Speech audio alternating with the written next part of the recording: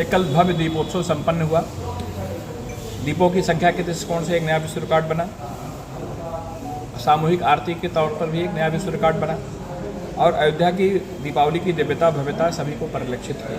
सभी चौक चौराहों को सजाया गया और अयोध्या के समाज ने आगे बढ़कर रामलला की दीपावली, उनके जब मंदिर निर्माण के बाद ये प्रथम दीपावली थी, उसको बहुत दिव्यता और भव्यता से मनाया। सबसे अफसोस की बात यह है कि समाजवादी पार्टी, जिन्होंने अयोध्या की गलियों को खून से रंगा था, उसके समाजवादी पार्टी के नवनिर्वाचित सांसद, जिनकी वहाँ पर अलग से कुर्सी रिजर्व थी, जिनको अलग से न्योता भेजा गया था, जिनको अलग से पासेज भेजा गया था, वह अयोध्या के प्रतिनिधि होने के बावजूद अयोध्या में कहीं दिखाई नहीं पड़े और उसके बाद दुर्भाग्यपूर्ण बयानबाजी करके अयोध्या की छवि को, जैसा कि उनके पूरे कार्यकाल में वो लगातार प्रयास कर रहे हैं, फिर उन्होंने प्रयास किया कि अयोध्या की छवि को दूषित किया जाए।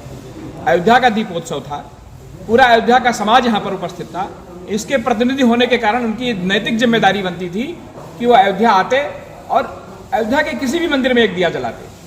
पूरी दुनिया जिस अयोध्या के कारण दीपोत्सव मनाती है, उसको दुर्भाग्यपूर्ण तरीकों से, विडंबनापूर्ण तरीकों से बार बार अवधेश प्रसाद जी द्वारा लांछित करना, यह कहीं न कहीं अयोध्या के उस जनादेश का भी अपमान करना है, अयोध्या की उस संस्कृति का भी अपमान करना है।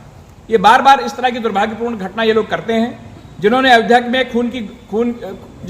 जिनके कृत्यों से, जिसमें अयोध्या की गलियां खून से रंग गई, वो अयोध्या में उनको दीपावली की चमक दमक, अयोध्या की व्यवस्था, अयोध्या की स्वच्छता, अयोध्या की निर्मलता और अयोध्या आज पूरे अंतर्राष्ट्रीय स्तर पर अपना एक नाम कर रही है, उनको ये बात सहन नहीं हो रही है। वो चाहते हैं कि अयोध्या इसी तरह से दुर्भाग्यपूर्ण स्थितियों में रहे। अयोध्या में उसी तरह का इनके कार्यकाल में, इनके शासन में 8-8 घंटे 6-6 घंटे बिजली नहीं आती थी, किस तरह से क्राइम की स्थिति थी, वो उसी तरह की इन लोगों की मानसिकता है और इसी तरह की हर समय ये लोग इस तरह का प्रयास करते रहते हैं। आज भी मैं आपके चैनलों के माध्यम से यह उनसे अपील करता हूं कि उनको भगवान सद्बुद्धि दें और अयोध्या में इतना बड़ा सांस्कृतिक उत्सव हो रहा है, उसमें सहभागी बने।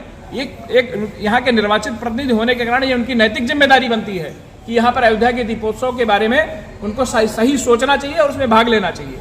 बार बार उनको बुलाए जाने के बावजूद, उनको पासेज इश्यू किए जाने के बावजूद, उनके लिए अलग से स्थान निर्धारित किए जाने के बावजूद वो यहाँ पर नहीं आते हैं और उसके बाद दुर्भाग्यपूर्ण तरीके से बयान देते हैं, जो कतई अत्यंत निंदनीय है। और अयोध्या की संस्कृति को देखते हुए, अयोध्या के दीपोत्सव को देखते हुए इसकी जितनी निंदा की जाए वह कम है। उन्होंने कहा है कि भाजपा का कार्य, वो जो वहाँ पे 25,000 वॉलंटियर्स दिया जला रहे थे, क्या भारतीय जनता पार्टी के कार्यकर्ता थे?